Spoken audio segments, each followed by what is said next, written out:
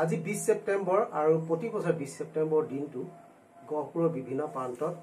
শহীদ কনকলতা বৰুৱা আৰু মুকুন্দ কাকতিক সুমন কৰা হয় আৰু বছৰি সুমন কৰি অহা হয়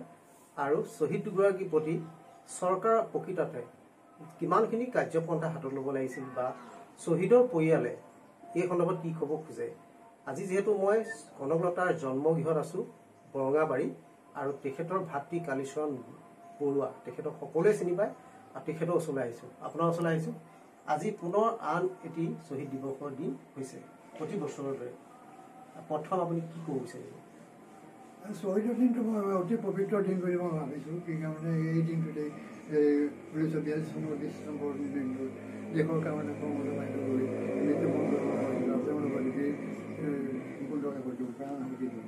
সেইকাৰণে এই দিনটোক মই অতি শ্ৰদ্ধাৰে সোঁৱৰোঁ আৰু মই ভাবোঁ যে গহপুৰৰ ৰাইজেও মই যেনেকৈ ভাবোঁ কৰ্মতাতকৈ ইমান শ্ৰদ্ধা কৰে গহপুৰৰ ৰাইজে কোনো ৰাইজে মানে তোৰ হয়তো তোৰ সেই ধৰণে মোৰ নিচিনাকৈ সকলো ৰাইজে শ্ৰদ্ধা কৰে এইটো মোৰ এটা ধাৰণা আছে। যেহেতু প্ৰতি বছৰে বিশ্বকাপ পাতি অহা হয় কিন্তু যেতিয়া 1942 চনৰ 20 ছেপ্টেম্বৰ দিনটোত গহপুৰ থানাত তিৰংগা পতাকা উৰুৱাব গৈছিলে কনকলতা বৰুৱা সেই সময়ত আপুনি কিমান বয়সৰ আছিলে আৰু পৰৱৰ্তী সময়ত আপুনি কেনেধৰণে কথাখিনি জানিবলৈ সক্ষম হৈছিলে। এইটো বাৰু ভাল কথাই কৈছা আৰু সেই যে 1942 চনৰ 20 ছেপ্টেম্বৰ দিনটোৰ দিনা কনকলতা বাইদেউ মৃত্যুবৰণ কৰিছে সেই তেতিয়া মোৰ মাত্ৰ 3 বছৰ বয়স আৰু মই সেই বিষয়ে একো কথাই গম নাপালোঁ কাৰণ তেতিয়া মই দুখো কৰিছোঁ পাছত যেতিয়া অকণমান ডাঙৰ যেতিয়া বুজি পালোঁ তেতিয়া দুখো কৰিছোঁ যে মই কমচে কম মই অকণমান ডাঙৰ হোৱা অৱস্থাত যদি বাইদেউ মৃত্যুবৰণ কৰিলে তেতিয়াহ'লে মই বহুতখিনি কথা মই বাইদেউ সংগ্ৰহ কৰি ৰাখিব পাৰিলোহেঁতেন আৰু তাক মই বেলেগ ধৰণে মই প্ৰকাশো কৰিব পাৰিলোহেঁতেন আৰু সেইকাৰণে এই দিনটো আৰু যেতিয়া ৰাইজেও মানে তোৰ স্মৰণ কৰে মই আৰু আমাৰ ঘৰখনত কিয় নকৰিম গতিকে এই দিনটোক আমি খুব পবিত্ৰ দিন হিচাপে প্ৰায় মই গণ্য কৰোঁ। মানে যিদিনাখন ওলাই গৈছিলে 1942 চনৰ 20 ছেপ্টেম্বৰ দিনটো সেইদিনাখন কেনেধৰণে গৈছিলে বুলি আপুনি মা দেউতাৰ পৰা জানিব। এইটো কথা এটা আছে কিন্তু এটা ৰহস্য এটা আছে মানে সেই দিনটো বিশেষকৈ বাইদেউ গোটেই মানে তোৰ এই কামবিলাক কৰিছিলে দেশৰ কাৰণে মহাত্মা গান্ধীৰ যিটো আহ্বান ভাৰতীয় আন্দোলনৰ যিটো আহ্বান কৰোঁ আমি দেশ স্বাধীন কৰিবই লাগিব এইবিলাক যিবিলাক মানে তেওঁৰ আহ্বান আছিলে সেই আহ্বানবিলাক বাইদেউ আৰু বাইদেউৰ লগত কেইগৰাকী বান্ধৱীয়ে খুব ভাল ধৰণে মানে জানিবলৈ চেষ্টা কৰিলে আৰু বিশেষকৈ এই পুষ্পলতা দাস তেখেত নেত্ৰী আছিলে পুষ্পলতা দাস আৰু আমাৰ ৰূপকোঁৱৰ জ্যোতিপ্ৰসাদ আগৰৱালা তেখেতে আমাৰ ইয়াতেই থাকে জ্যোতিপ্ৰসাদ আগৰৱালা যিদিনাখন গৈছিলে সেইদিনাখন তাৰ আগতে এইবিলাকতো জ্ঞানখিনি তেওঁলোকে আহৰণ কৰি ল'লে আৰু যোনদিনাখন গৈছিলে তেওঁলোকে হয়তো কৰিম বুলিয়ে মানে গৈছিলে হয়তো কৰিম ঘৰৰ মানুহে কোনো গম নাপায় আৰু কেৱল মাক খালি বাইদেৱে কৈছিল যে মায়ে মোক কাপোৰ এযোৰ উলিয়াই দিয়া মই পচন্দ কৰিবলৈ যাওঁ এখন সেউজীয়া পাৰি হেৰি দিবা আৰু এখন মুগাৰ মেখেলা দিবা এই বুলি কৈ পেলাই মাক পা কাপোৰযোৰ লৈ নি পেলাই তেওঁ বান্ধৱীৰ ওচৰতে মোৰ মানে মোৰ আমাৰ ঘৰৰ ওচৰতে বান্ধৱীৰ ঘৰ ভগিলা তেওঁৰ নাম আৰু ভগিলাৰ ঘৰ গৈ পেলাই তেওঁ কাপোৰযোৰ সলাই সেই তাতেই যেতিয়া প্ৰচেশ্যনটো আহে মেল বজাৰ দুপাবৰ বাবৰি চাইডৰ যেতিয়া ডাঙৰ প্ৰচেশ্যনটো আহে জয়ধ্বনি দি যেতিয়া তেওঁলোকে তাৰ মাজত সোমাই পৰে সোমাই গৈ ঘৰৰ মানুহ কোনো গম নোপোৱা গুপুতে তেওঁলোকে ঘৰ পাৰ হৈ গহপুৰ ঠিক গুৰুত্বপূৰ্ণ কথা জানিলো যে সেইদিনাখন তেখেতে অকল মাতৃক কৈ গৈছিলে আৰু কনকলতাৰ কিছু স্মৃতি বস্তু ইয়াত আছে বুলি মই শুনিছো। হয় আমাৰ মা বৰ মানে কাজিয়া মানুহ আছিলে গতিকে কনকলতা বাইদেউটো সৰুৰ পৰা মায়ে ডাঙৰীয়া কৰিছিলে গতিকে তেওঁক তাঁতৰ শাল কেনেকৈ কি কৰিব লাগে আৰু তেওঁ নিজেই তাত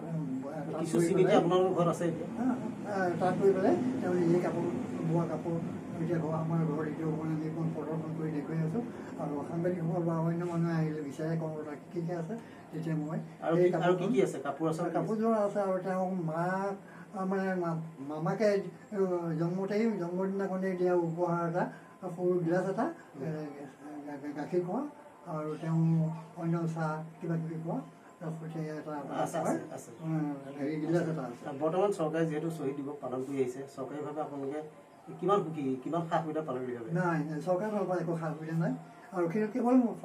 মোক খালি হেৰি যেতিয়া দেৱকান্ত বৰুৱা শিক্ষামন্ত্ৰী আছিলে তেখেতে মোক 2 বছৰ তেখেতে সহায় কৰিলে আৰু তেখেতৰ কাৰণে মই BSc ডিগ্ৰী ল'বলৈ সক্ষম হ'লোঁ। আৰু ইয়াৰ পাছতে কেইবাগৰাকী মুখ্যমন্ত্ৰী ইয়ালৈ আহিছে যদিও তেওঁলোকে কিন্তু মই তেওঁলোকৰ আগতো বহুতো অসুবিধা পাইছোঁ আৰু সেইবিলাক কথা আলোচনা কৰা নাছিলোঁ। কিন্তু এই শইকীয়া মন্ত্ৰী যেতিয়া